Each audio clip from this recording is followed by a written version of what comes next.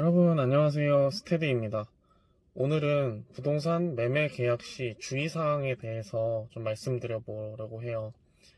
제가 이전 영상에서 1편에서는 내 집 마련에 대한 생각, 그리고 집값이 많이 올랐는데도 불구하고 집을 사려는 이유에 대해서 제가 말씀을 드렸고요. 2편에서는 부동산 임장을 하면서 생기는 과정들, 그리고 그 과정에서 알면 좋은 점들에 대해서 말씀을 드렸어요. 그리고 이번에 3편에서는 집을 보고 마음에 드는 집을 이제 생겼을 때, 그때 이제 가계약부터 시작해서 계약서 작성까지의 과정, 그리고 그 과정에서 알면 좋은 좀 주의사항에 대해서 말씀드려 보려고 해요. 첫 번째로 내가 마음에 드는 물건이 생겼을 때, 매매를 해야겠다 마음먹은 물건이 생겼을 때, 그게 아무리 마음에 든다 하더라도 안 좋은 부분들 또는 나와 안 맞는 부분들을 이야기하면서 가격 협상을 해야 돼요. 이제 내가 마음에 드는 부동산을 골랐다 하면은 가계약금을 매도인에게 송금하고서 계약할 날짜를 잡아야 되거든요. 근데 이전에 꼭 가격 협상을 먼저 하시길 추천해 드려요. 이때 매도인에게 직접 말하는 게 아니라 부동산 소장님을 통해서 말씀을 드려야 되는데요. 이때 가격 협상할 때 좋은 핑계거리를 몇 가지 말씀을 드릴게요. 먼저 집 상태를 핑계 삼아서 깎는 거예요. 예를 들어서 집에 곰팡이가 조금 쓸어 있다든지, 아니면 화장실이 별로 좋지 않다든지, 아니면 싱크대가 조금 문짝이 하나 떨어져 나갔다든지 한다면 리모델링을 해야 되잖아요. 이 리모델링을 핑계로 조금 가격을 깎아달라고 말을 하는 거예요.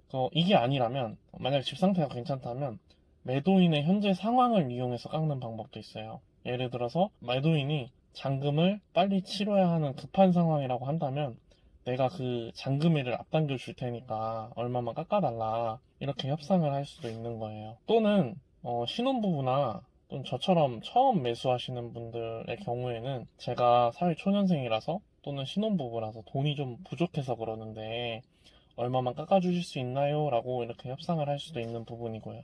이런 식으로 무조건 꼭 말을 해보세요. 이렇게 말해서 깎을 수 있는데 내가 말하지 않아서 깎지 못했다고 한다면 정말 아깝잖아요. 그리고 만약 안 된다고 하더라도 꼭 말씀하셔서 시도해 보시고요. 만약에 안 된다고 한다면 그 금액을 조금씩 줄여나가면서 계속 시도해 보세요. 예를 들어서 500만 원만 깎아달라고 했다가 안 된다고 하면 300만 원, 또 그것도 안 되면 100만 원, 이런 식으로 계속 조금씩 깎아 나가는 거예요. 그러면은 보통 들어주실 거거든요. 매도인들도 그걸 감안해서 호가를 부른 거기 때문에 대부분 이렇게 꼭 말씀을 하시고요. 저 같은 경우에도 호가가 1억 7천이었어요. 근데 이런 식으로 해서 한 200만 원 정도 깎아서 1억 6,800에 매매를 진행을 했어요. 부동산 매매가 사실 좀 큰 돈이기 때문에 1, 200이 얼마 안 돼 보이잖아요.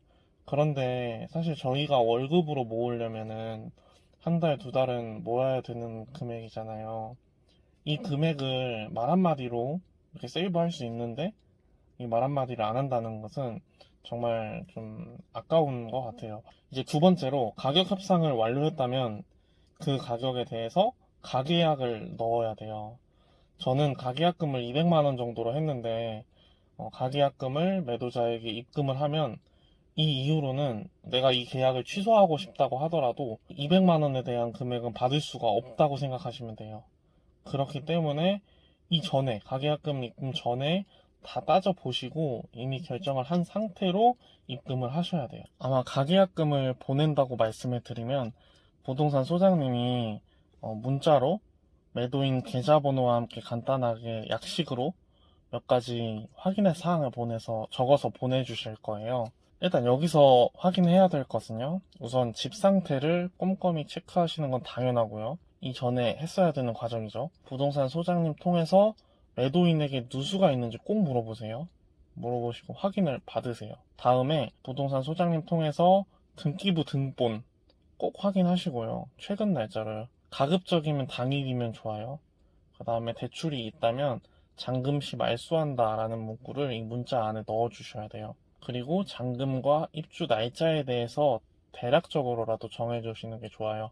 예를 들어서 계약은 다음 주 중에 하고 잔금은 어느 정도 한다, 이렇게 입주일은 10월 초 정도로 한다, 이런 식으로요. 이렇게 하고 계약 날짜를 대략적으로 잡고 가계약금을 보내시면 됩니다. 가계약을 한 다음에는 이제 계약서를 작성하고 계약을 해야 되는데요.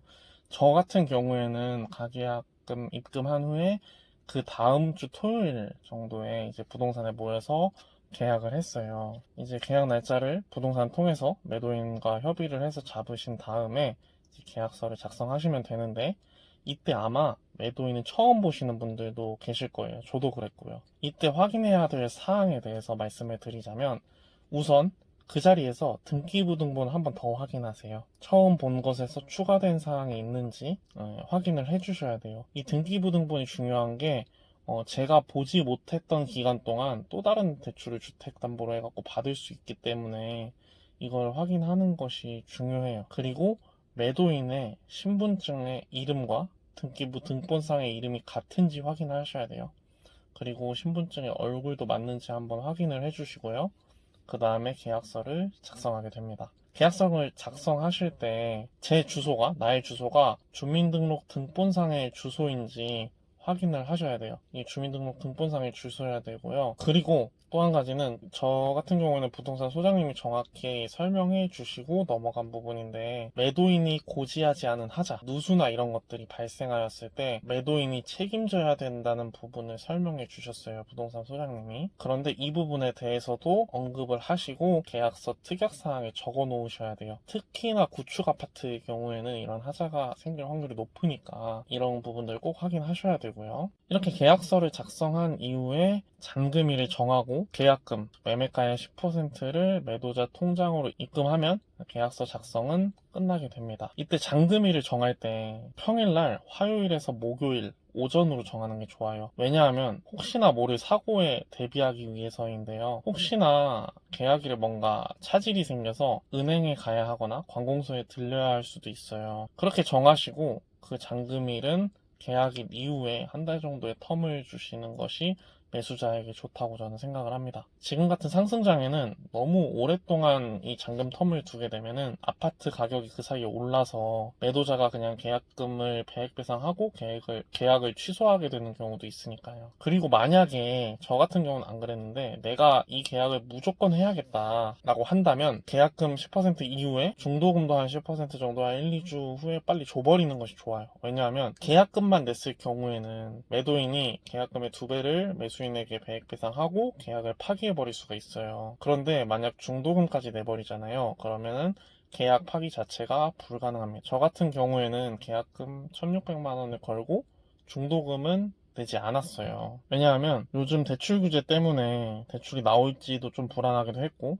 만약에 계약이 파기된다고 하더라도 1,600만 원을 제가 받는다라고 생각을 하면 그것도 좀 괜찮겠다라고 싶어서 그냥 중도금 없이 그냥 바로 잔금을 진행했습니다. 여러분들도 이런 것들을 좀 잘 판단하셔서 결정하시길 바랄게요. 요즘은 한두 달 사이에 1억, 2억씩 올라버리고 하다 보니까 계약이 파기되는 일도 비일비재한 것 같더라고요. 아무튼 뭐 계약서 작성 전에 부동산 소장님이 또 이것저것 설명해 주실 거예요.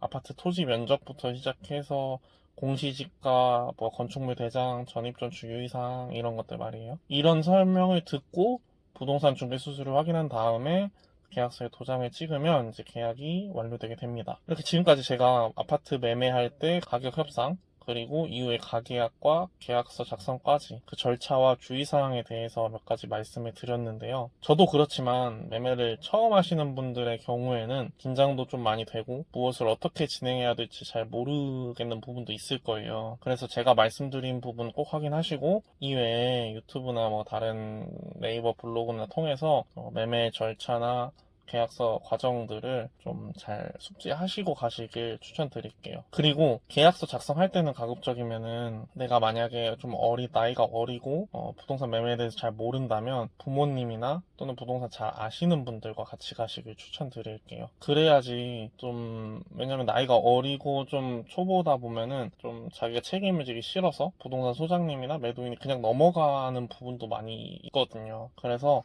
꼭 부모님이나 같이 가시길 저는 추천을 드려요. 그러면 저는 다음 편에는 계약서 작성 이후의 대출 과정 설명에 대해서 찾아오도록 하겠습니다. 아낌이 보금자리론으로 저는 대출을 받았는데요. 네, 이 과정에 대해서 상세하게 한번 영상으로 만들어 보도록 하겠습니다. 지금까지 시청해 주셔서 정말 감사하고요. 영상이 도움이 되셨다면 구독과 좋아요 눌러주세요.